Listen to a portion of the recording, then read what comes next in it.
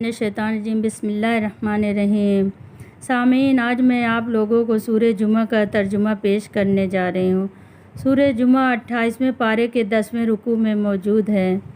शुरू करती हूँ मैं अल्लाह के नाम से जो बड़े मेहरबान निहायत रहम वाले हैं।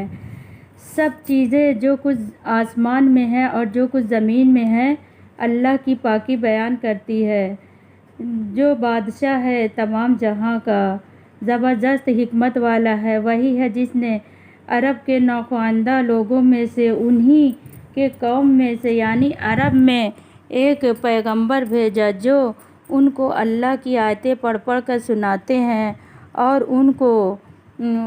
उनको पाक करते हैं और उनको किताब और दानिशमंदी की बातें सिखलाते हैं। और ये लोग आपकी बाइस के पहले से खुली गुमराही में थे और मौजूदीन दूसरे के लिए उनमें से जो शामिल नहीं हुए वो ज़बरदस्त हिकमत वाले हैं।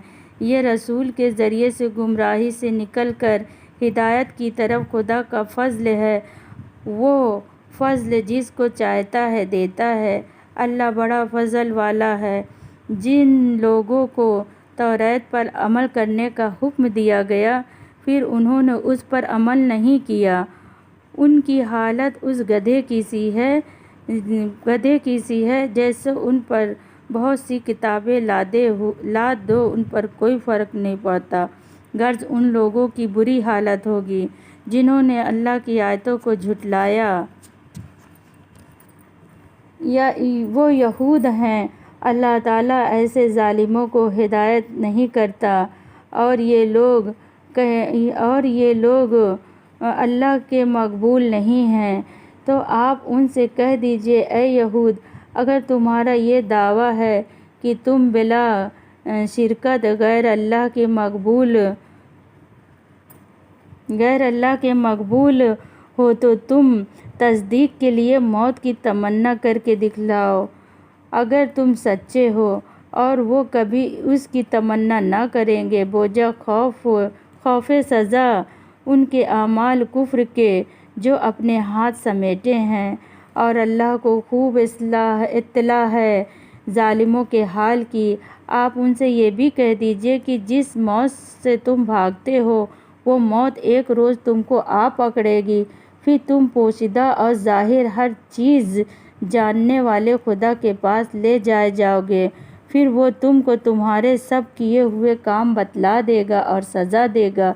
ऐ ईमान वालो, जब जुमे के रोज़ नमाज जुमे के लिए अज़ान कही जाया करे तो तुम अल्लाह की याद यानी नमाज की तरफ फ़ौरन चल पड़ा करो। ख़रीद फ़रोख्त और इस तरह के दूसरे काम जो कि छोड़ने लायक हैं छोड़ दिया करो। ये तुम्हारे लिए ज़्यादा बेहतर है। अगर तुमको कुछ समझ हो और अपने कामों के नफ़े के चक्कर में नमाज को छोड़ रहे हो तो उस पे तुम्हें भारी गुनाह है। तुम ज़मीन पर जुमे की नमाज के बाद तुम फिर ज़मीन पर चलो फिरो, खुदा की रोज़ी तलाश करो, उसमें से भी अल्लाह को बाकसरत याद करो ताकि तुमको फ़तेह हो, कामयाबी हो।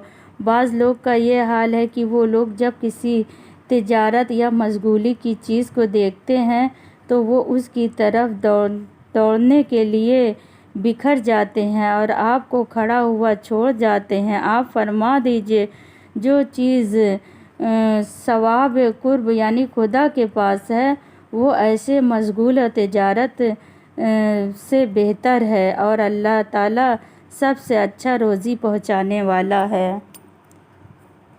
सामीन, रसूलुल्लाह के वक्त में जब जुमे की नमाज हुआ करती थी तो लोग ईमान के इतने कमज़ोर होते थे कि रसूलुल्लाह नियत बांधे खुतबे में खड़े हैं और पीछे से सारे लोग गायब हो जाते थे कि चले तिजारत करें, नफ़ा कमाएं।